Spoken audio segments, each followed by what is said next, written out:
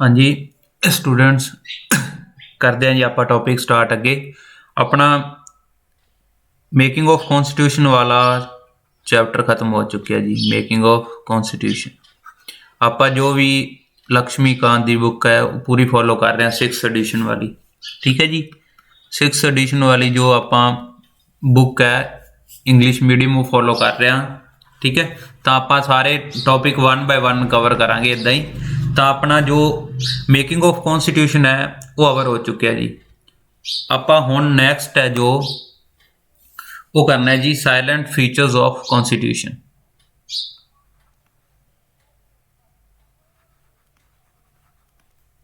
Silent features of the constitution. Silent features of constitution ये गल करनी है अपनी। ठीक है जी, पहला आप गल करिए कि अपना जो कॉन्स्टिट्यूशन सी ना अपना जो कॉन्स्टिट्यूशन सीगा 1951 दे विच तां उस टाइम ते सीगे जी आर्टिकल 395। ठीक है जी, शेड्यूल्स सीगे जी 8 और पार्ट्स सीगे 22। बट एट प्रेजेंट की जेकर गल करिए तो एट प्रेजेंट ते ने जी आर्टिकल 470 के करीब। ठीक है जी, शेड्यूल ने जी 12। ठीक है, और पार्ट्स की जेकर गल करिए तो ये ने जी 25। क्लियर हो गया जी। और जेकर आप गल करिए भी हुण तक जो एट प्रेजेंट की गल करिए तो किन्ने आर्टिकल डिलीट हो चुके ने 20 दे अप्रोक्सीमेट आर्टिकल्स ने जी जो डिलीट हो चुके ने। वन मिनट एक पार्ट है जी 1 पार्ट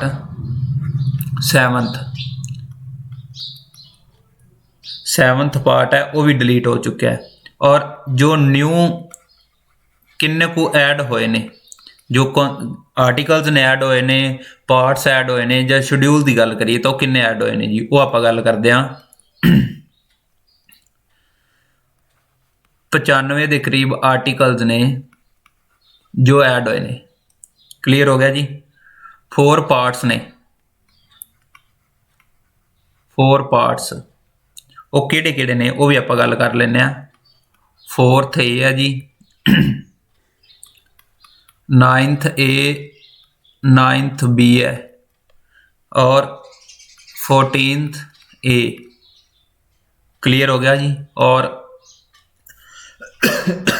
4 शेड्यूल ने जी 4 शेड्यूल्स किहड़े ने जी 9th 10th 11 एंड 12। ये है जी टोटल जो कॉन्स्टिट्यूशन अपना ਉਹਦੇ ਵਿੱਚ ਪਹਿਲਾਂ ਕਿੰਨੇ ਆਰਟੀਕਲ ਸੀਗੇ ਹੁਣ ਕਿੰਨੇ ਬਣੇ ਨੇ ਕਿੰਨੇ ਐਡ ਹੋਏ ਨੇ ਕਿੰਨੇ ਡਿਲੀਟ ਹੋਏ ਨੇ। ਠੀਕ ਹੈ ਜੀ, ਇੱਕ ਬੇਸਿਕ ਜੀ ਨੌਲੇਜ ਹੈ। ਆਪਾਂ ਹੀ ਨਹੀਂ ਕਹਿ ਸਕਦੇ ਵੀ paper of point of view ਤੋਂ ਬਹੁਤ ਜ਼ਰੂਰੀ ਨੇ, ਬਟ ਜੇਕਰ ਆਪਾਂ ਪੋਲਿਟੀ ਸਬਜੈਕਟ ਚੱਕਿਆ ਹੀ ਹੈ ਤਾਂ ਉਹਦੇ ਬਾਰੇ 0 ਤੋਂ 100% ਨੌਲੇਜ ਹੋਣੀ ਚਾਹੀਦੀ ਹੈ। 0 ਤੋਂ 100% ਨੌਲੇਜ ਕੀ ਹੈ ਹੋਣੀ ਚਾਹੀਦੀ ਹੈ। क्लीयर हो गया जी। तो अगे गल करते हैं आप जो हुण तक किन्ने अमेंडमेंट हो चुकी हैं। जेकर 2020 के अकॉर्डिंग गल करिए तो लेटेस्ट अपने कोल सीगियां 104 अमेंडमेंट सीगियां। जो लेटेस्ट सीगे 104 अमेंडमेंट सीगियां कदों तक 25 जनवरी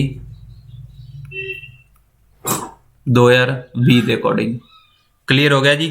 ये की किया गया सीगा 2 चीज़ां की गई। Extend the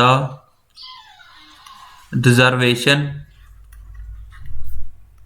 of SC and STs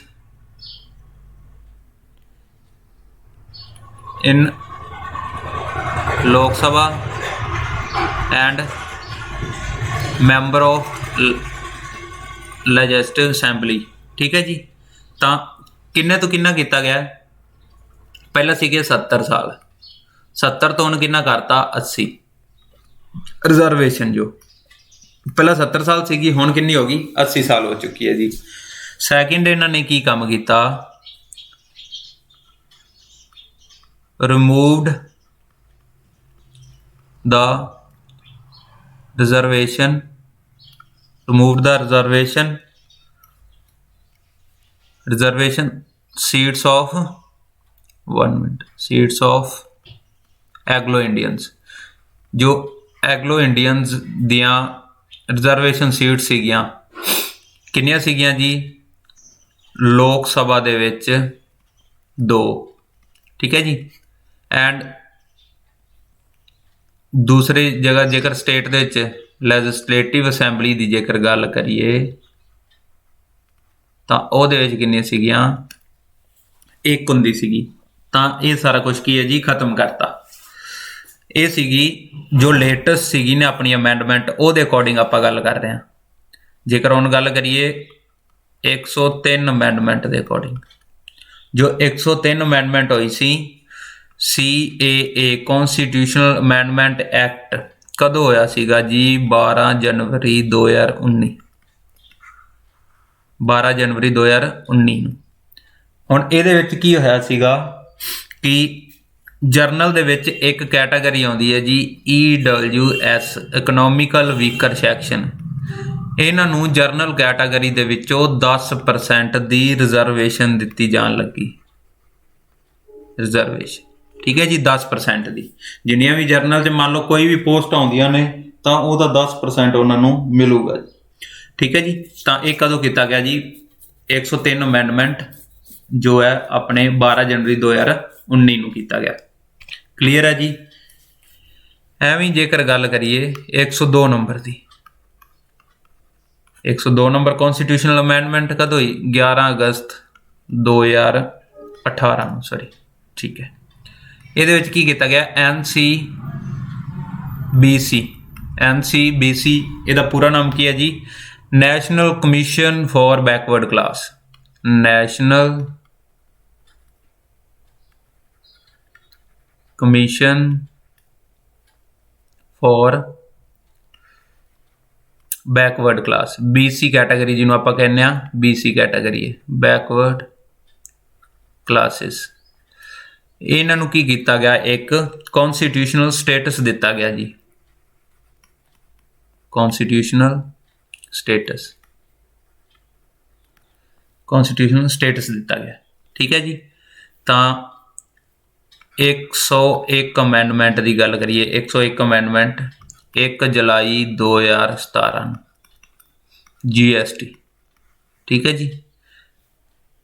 GST लागू की गई और 100 जिहड़ा एक्ट है 100 1 अगस्त 2015 नूं ये किना दे विचकार होया सी, लैंड बाउंड्री एग्रीमेंट सीगा, उहदे रिलेटिड लॉ पास होया सी,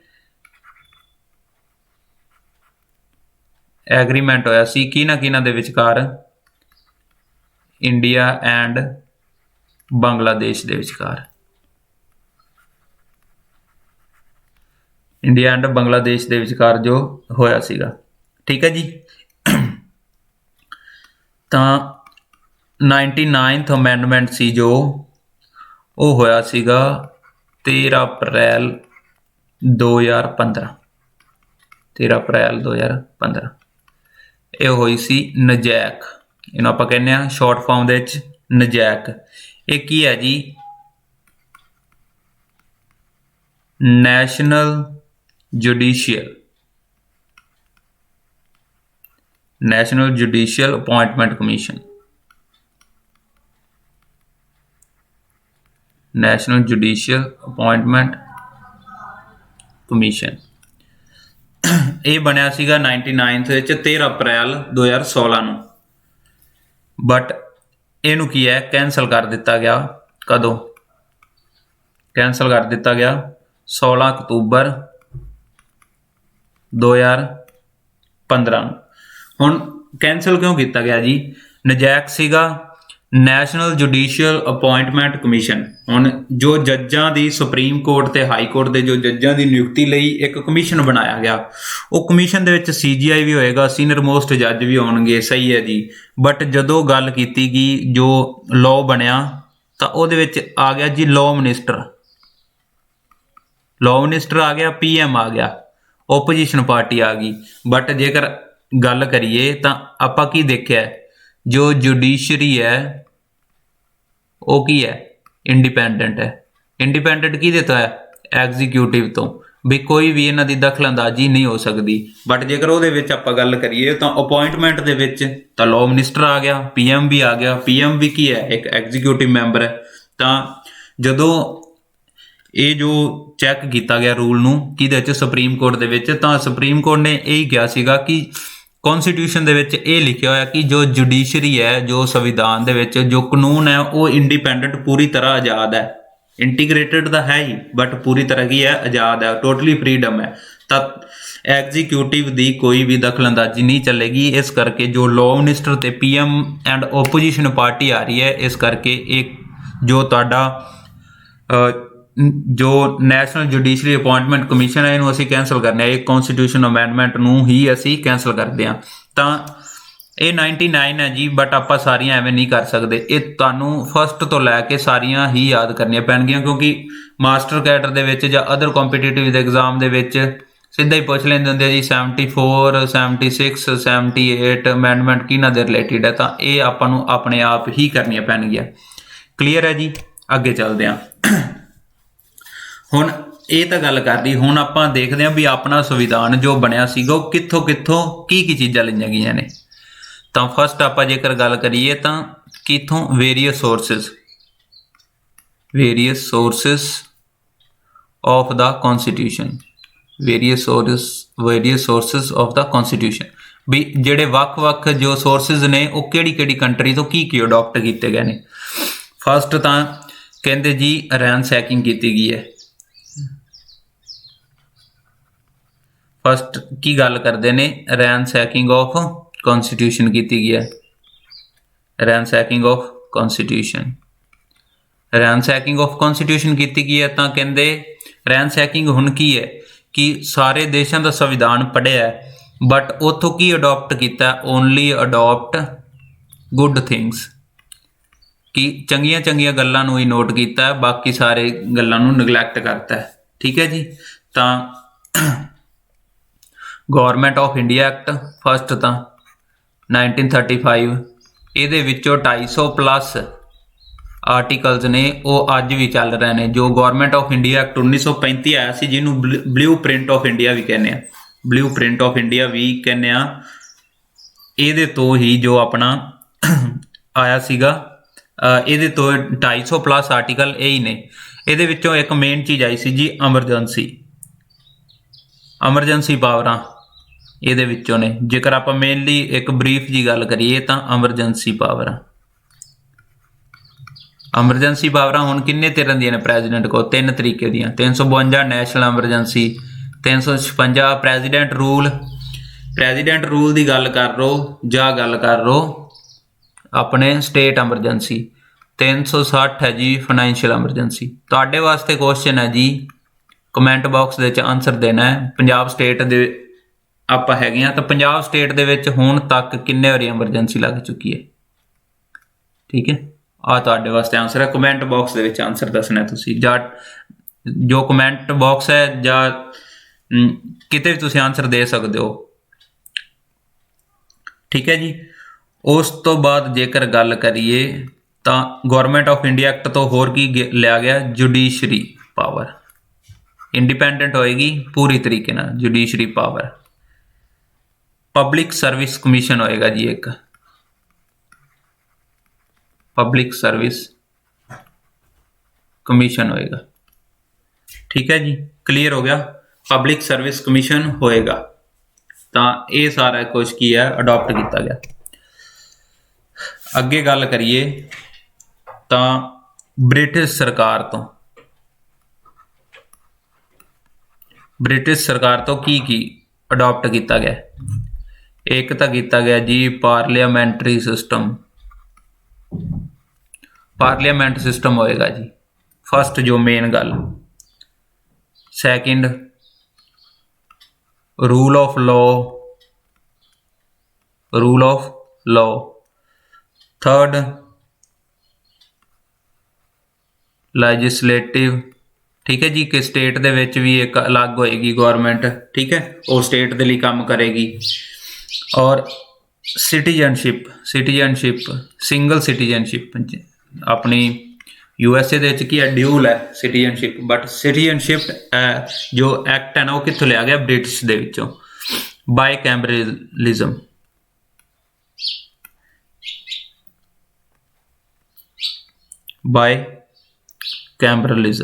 ਬਾਈਕੈਮਰਲਿਜ਼ਮ ਹੋਏਗਾ। ਬਾਈਕੈਮਰਲਿਜ਼ਮ ਕੀ ਹੁੰਦਾ ਜੀ, ਜਿਵੇਂ ਪਾਰਲੀਮੈਂਟ ਦੇ ਵਿੱਚ ਕੀ ਹੈ ਲੋਕ ਸਭਾ ਐਂਡ ਰਾਜ ਸਭਾ, ਕਲੀਅਰ ਹੋ ਗਿਆ ਜੀ, ਲੋਕ ਸਭਾ ਐਂਡ ਰਾਜ ਸਭਾ। ਹੁਣ ਜੇਕਰ ਸਟੇਟ ਦੀ ਗੱਲ ਕਰੀਏ ਤਾਂ ਉੱਥੇ ਕੀ ਹੈ member of legislative assembly and member of legislative council, ਠੀਕ ਹੈ, ਕਲੀਅਰ ਹੋ ਗਿਆ। Member of legislative assembly and member of legislative council ਹੋ ਗਿਆ, ਕਲੀਅਰ ਹੈ ਜੀ। ਤਾਂ ਇਹ ਬ੍ਰਿਟਿਸ਼ ਸਰਕਾਰ ਤੋਂ ਅਡਾਪਟ ਕੀਤਾ ਗਿਆ। ਹੁਣ ਗੱਲ ਕਰੀਏ USA the, United States of America,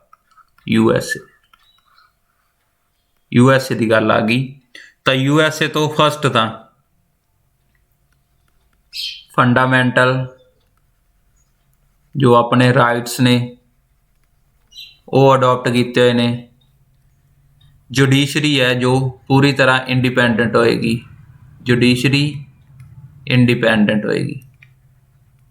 clear ਹੋ ਗਿਆ। ਰਾਸ਼ਟਰਪਤੀ ਨੂੰ ਇੰਪੀਚ ਕਿਵੇਂ ਕੀਤਾ ਜਾ ਸਕਦਾ, ਹਟਾਇਆ ਕਿਵੇਂ ਜਾ ਸਕਦਾ, ਇੰਪੀਚਮੈਂਟ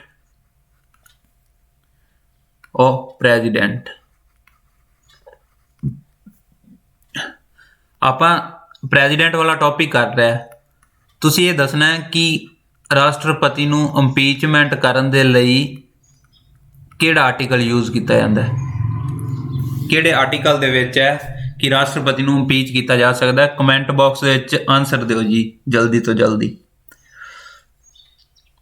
ਹੋਰ ਜੋ USA ਹੈ ਉਹਦੇ ਤੋਂ ਕੀ ਅਡਾਪਟ ਕੀਤਾ ਗਿਆ, ਜੇਕਰ ਕਿਸੇ ਜੱਜ ਨੂੰ ਜਾਂ ਉਹ ਸੁਪਰੀਮ ਕੋਰਟ ਦਾ ਜਾਂ ਹਾਈ ਕੋਰਟ ਦਾ ਉਹਨੂੰ ਰਿਮੂਵ ਕਿਵੇਂ ਕਰਨਾ ਹੈ, ਰਿਮੂਵਲ ਆਫ ਜੱਜ, ਉਹ ਕੌਣ ਹੋ ਸਕਦਾ ਹੈ, ਸੁਪਰੀਮ ਕੋਰਟ ਦਾ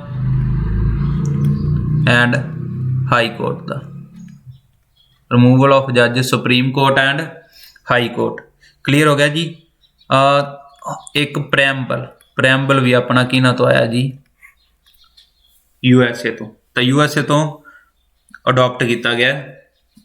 ਫਸਟ ਤਾਂ ਫੰਡਾਮੈਂਟਲ ਰਾਈਟ, ਜੁਡੀਸ਼ਰੀ ਇੰਡੀਪੈਂਡੈਂਟ ਹੈ, ਇੰਪੀਚਮੈਂਟ ਹੈ, ਰਿਮੂਵਲ ਆਫ ਜੱਜ। ਔਰ ਰਿਮੂਵਲ ਆਫ ਜੱਜ ਕੌਣ ਹੋਣਗੇ, ਸੁਪਰੀਮ ਕੋਰਟ ਦਾ ਵੀ ਹੋ ਸਕਦਾ ਹੈ ਔਰ ਹਾਈ ਕੋਰਟ ਦਾ ਵੀ ਹੋ ਸਕਦਾ ਹੈ। ਦੈਨ ਨੈਕਸਟ ਕੀ ਹੈ ਪ੍ਰੈਮਬਲ, ਕਲੀਅਰ ਹੋ ਗਿਆ ਜੀ।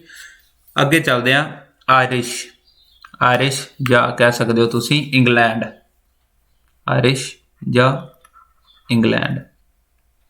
ਇੰਗਲੈਂਡ ਦਾ ਨਾਮ ਆ ਗਿਆ ਆਇਰਲੈਂਡ, ਮਿਸਟੇਕ ਹੋ ਗਈ, ਆਇਰਲੈਂਡ। ਇਹਨਾਂ ਤੋਂ ਕੀ ਆਇਆ ਜੀ DPSP, directive principal of state policy, DPSP।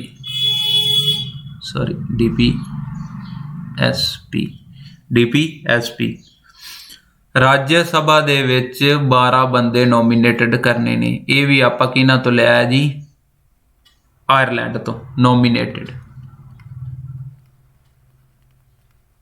ਕਿੰਨੇ ਬੰਦੇ ਹੁੰਦੇ ਨੇ ਰਾਜ ਸਭਾ ਦੇ ਵਿੱਚ ਨੋਮੀਨੇਟਡ, 12%।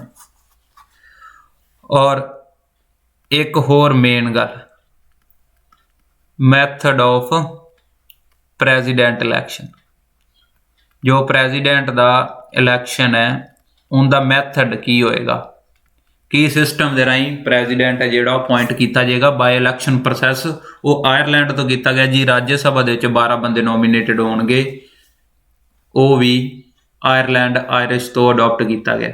ठीक है। हो सकता तुहानू ये चीज़ां पता होण पहले, बट जिन्हां नहीं पता गा ਉਹ ਨੋਟ ਕਰਦੇ ਜਾਇਓ ਨਾਲ ਸਿੰਪਲੀ ਬਿਲਕੁਲ ਸਿੰਪਲ ਤਰੀਕੇ ਦੇ ਨਾਲ ਹੀ ਆਪਾਂ ਸਾਰੀ ਐਵੇਂ ਜੋ ਸਾਰੇ ਟੌਪਿਕ ਨੇ ਨਾ ਸਾਰੇ ਡਾਊਟ ਕਲੀਅਰ ਕਰਾਂਗੇ ਤੁਹਾਡੇ। ਉਸ ਤੋਂ ਬਾਅਦ ਆਉਂਦਾ ਜੀ ਕੈਨੇਡੀਅਨ, ਕੈਨੇਡਾ ਜਾਂ Canadian. Canada federal with unitary base, federal with unitary base,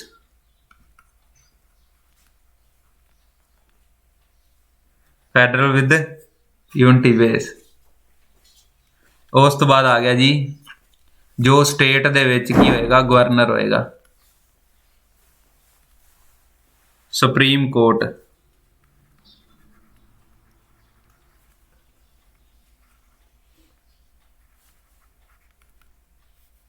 ਉਸ ਤੋਂ ਬਾਅਦ ਆ ਗਿਆ ਜੀ ਆਸਟ੍ਰੇਲੀਅਨ।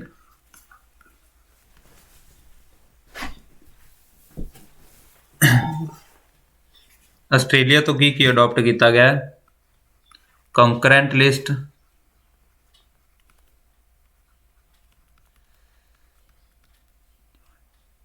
ਜੁਆਇੰਟ ਸਿਟਿੰਗ,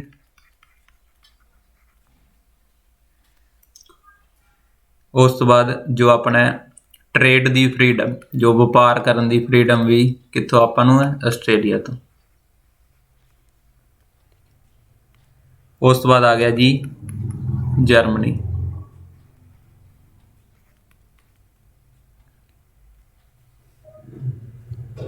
ਜਰਮਨੀ ਤੋਂ ਕੀ ਅਡੋਪਟ ਕੀਤਾ ਹੈ ਕਿ ਜੋ ਆਪਣੇ ਫੰਡਾਮੈਂਟਲ ਰਾਈਟ ਨੇ ਨਾ ਡਿਊਰਿੰਗ ਐਮਰਜੈਂਸੀ,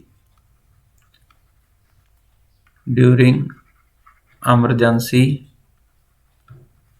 ਜੋ ਆਪਣੇ ਫੰਡਾਮੈਂਟਲ ਰਾਈਟ ਨੇ ਉਹ ਸਸਪੈਂਡਡ ਹੋ ਜਾਣਗੇ।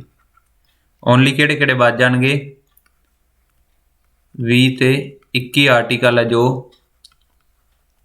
ਉਹ ਰਹਿ ਜਾਣਗੇ। ਬਾਕੀ ਐਮਰਜੈਂਸੀ, ਨੈਸ਼ਨਲ ਐਮਰਜੈਂਸੀ ਦੇ ਟਾਈਮ ਤੇ ਜੋ ਆਪਣੇ ਸਾਰੇ ਫੰਡਾਮੈਂਟਲ ਰਾਈਟਸ ਨੇ ਆਪਣੇ ਉਹ ਸਾਰੇ ਕੀ ਹੋ ਜਾਣਗੇ, ਸਸਪੈਂਡ ਹੋ ਜਾਣਗੇ। ਕਲੀਅਰ ਹੈ ਜੀ।